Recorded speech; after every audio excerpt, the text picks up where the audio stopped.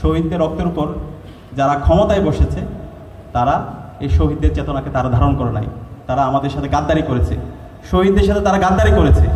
জুলাইয়ের যে স্পিড ছিল সেই স্পিড থেকে তারা অনেক দূরে সরে গিয়েছে। তারা বরং তাদের ব্যক্তিগত আখের গুছিয়েছে।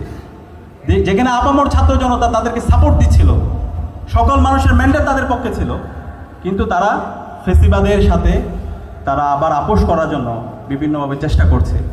তো সেটা আমাদেরকে অনেক বেশি কষ্ট দিয়েছে। একই সাথে গত 16 বছর আমরা যারা মজলুম ছিলাম, বাংলাদেশের মেজর পলিটিক্যাল পার্টিসগুলো এবং ছাত্র সংগঠনগুলো, আমাদের দরকার ছিল সবাই ঐক্যবদ্ধভাবে ন্যাশন বিল্ডিংয়ের জন্য কাজ করা।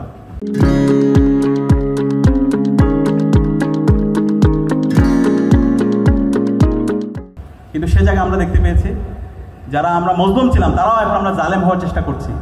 আমরা সেই আগের আওয়ামী লীগীয় কায়দায় যে রাজনীতি, হাসিনার যে চেতনা ইন্ডাস্ট্রি, সেই চেতনা ইন্ডাস্ট্রি নিয়ে আবার তারা রাজনীতি করার চেষ্টা করছে। তারা আদর্শিকভাবে আমাদেরকে মোকাবেলা করতে না পারে, তারা সেই আওয়ামী বয়ানের মধ্যে তারা এখন ঘুরপাক খাচ্ছে। এবং একই সাথে আমরা দেখতে পাচ্ছি সেই আগের কায়দা রাজনীতি, ছাত্রলীগীয় কায়দা রাজনীতি, শিক্ষার্থীদেরকে বিভিন্নভাবে হুমকি দেখানো, তাদেরকে বিভিন্নভাবে বিভিন্ন জায়গায় টর্চার করা, সেই কোয়েট থেকে শুরু করে বিভিন্ন জায়গায় আমরা রক্তাক্ত ইতিহাস আমরা দেখতে পেয়েছি। এবং আমাদের মেজর পলিটিক্যাল পার্টিস যারা আছে তারাও এই জুলাই যে ইনসাফ ভিত্তিক বাংলাদেশ বিনির্মাণ করার জন্য যে চেতনা নিয়ে ন্যাশন বিল্ডিংয়ের কথা ছিল, সে জায়গায় আমরা দেখতে পেয়েছি তারা তাদের নিজেদের গোষ্ঠীগত যে উদ্দেশ্য আছে সে জায়গায় তারা অনেক বেশি ফোকাস দিয়েছে। তো যে কারণে এই যে সকল অংশীজনদের মধ্যে বিভাজন, জুলাইয়ের চেতনাকে ধারণ না করা, ঐক্যবদ্ধভাবে ন্যাশন বিল্ডিংয়ের জন্য কাজ না করা এবং ইন্টারিম গভর্নমেন্টের জুলাইয়ের চেতনাকে ধারণ না করা, এই সব মিলিয়ে আজকে 1 বছর পরে আমরা যে জুলাইয়ের আমাদের যে আকাঙ্ক্ষা, সেই আকাঙ্ক্ষার আলোকে যদি আমরা পর্যালোচনা করি, সেই পর্যালোচনা এবং আজকের অবস্থা অনেক অনেক ফারাক। তো সে জায়গায় সেটা আমাদেরকে অনেক বেশি হতাশ করছে, আমরা অনেক বেশি ব্যথিত হচ্ছি। কিন্তু আমরা ব্যথিত নয়, আমরা হতাশাবাদী নয়, আমরা আশাবাদী। জুলাই যে প্রজন্ম তৈরি হয়েছে সেই প্রজন্ম নিয়ে আমরা অনেক বেশি আশাবাদী।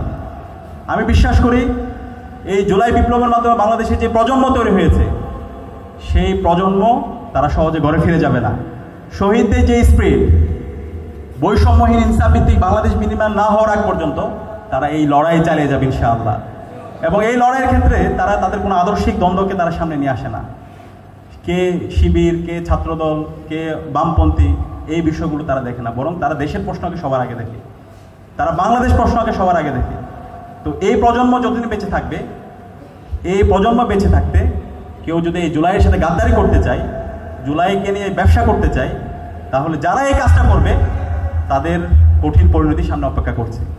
বাংলাদেশে হাসিনা এবং তার দোসরদের যে পরিণতি হয়েছিল তার চাইতে খারাপ পরিণতি তাদের হবে। সেখানে আমি সবাইকে অনুরোধ করবো, সকল পক্ষকে অনুরোধ করব, জুলাইয়ের যে আকাঙ্ক্ষা, জুলাইয়ের যে স্পিড, সেই স্পিডকে ধারণ করুন।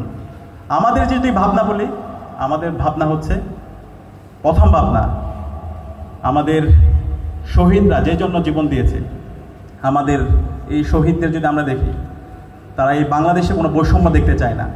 বাংলাদেশে প্রত্যেকটা ক্যাম্পাসে ক্যাম্পাসে মেরিটোরিয়াস এনশিওর হবে, ফেয়ারনেস এনশিওর হবে, রেগুলার শিক্ষার্থীরা ক্যাম্পাসে থাকবে, ছাত্র সংসদ ভিত্তিক আমাদের ছাত্র রাজনীতি হবে, ছাত্র রাজনীতি হবে মার্কেট প্লেস অফ আইডিয়া।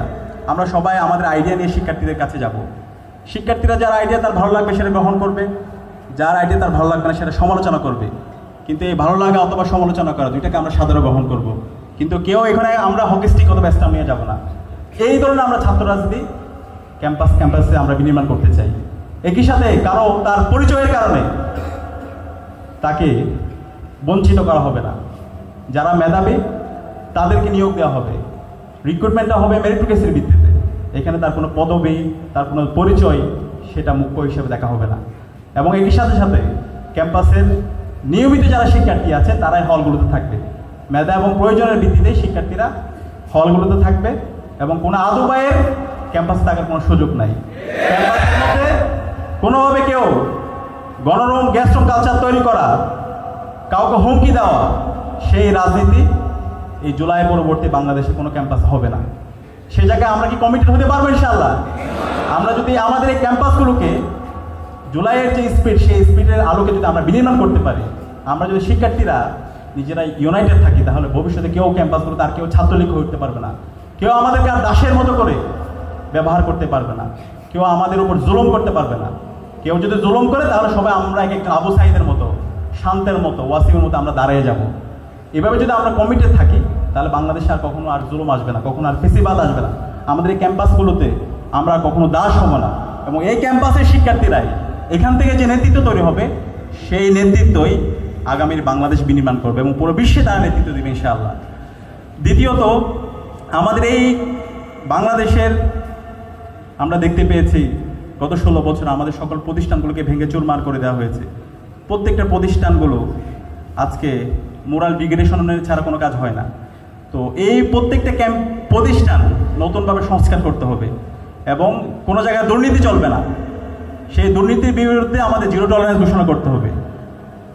আমাদের প্রত্যাশা ছিল আমাদের প্রত্যেকটা জায়গায়, বিশেষ করে আমাদের মাদ্রাসা শিক্ষার্থী যারা ছিল তাদের পরিচয়ের কারণে বিগত সময়ে বিভিন্নভাবে তাদেরকে জুলুম করা হয়েছে, নির্যাতন করা হয়েছে, এবং মাদ্রাসা শিক্ষার্থীদের যেভাবে মেনস্ট্রিম করা দরকার ছিল সেটা আমরা দেখতে পাইনি। তো এই জুলাই বিপ্লবের পরে সমাজে যারা মার্জিনাল পিপল আছে, মাদ্রাসা শিক্ষার্থী, তাদেরকে বিভিন্নভাবে তাদেরকে ফেসিলিটি দেওয়া হবে, তাদেরকে মেনস্ট্রিম করা হবে। এবং একই সাথে আমাদের যারা প্রবাসীরা আছে, এই জুলাই বিপ্লব আমাদের প্রবাসীদের অনেক গুরুত্বপূর্ণ ভূমিকা আছে। সেই প্রবাসীদেরকেও তাদেরকে বিভিন্নভাবে তাদের যে সুযোগ সুবিধাগুলো আছে সেই সুযোগ সুবিধাগুলো দেওয়া হবে। তো এই যে প্রত্যাশা, সেই প্রত্যাশার আলোকে আমাদের নতুন বাংলাদেশ বিনির্মাণ করা, এবং যাদের মাধ্যমে আজকে আমরা নতুন বাংলাদেশ পেয়েছি, আমাদের এই শহীদরা এবং আমাদের এই গাজীরা, শহীদ এবং গাজীদেরকে তাদেরকে রাষ্ট্রের শ্রেষ্ঠ মানুষ হিসাবে তাদেরকে স্বীকৃতি দেওয়া এবং তাদের পরিবারের দায়িত্ব নেওয়া। কিন্তু আমরা এখন পর্যন্ত রাষ্ট্রের যেভাবে দায়িত্ব নেওয়া দরকার ছিল সেই দায়িত্ব আমরা দেখতে পাচ্ছি না।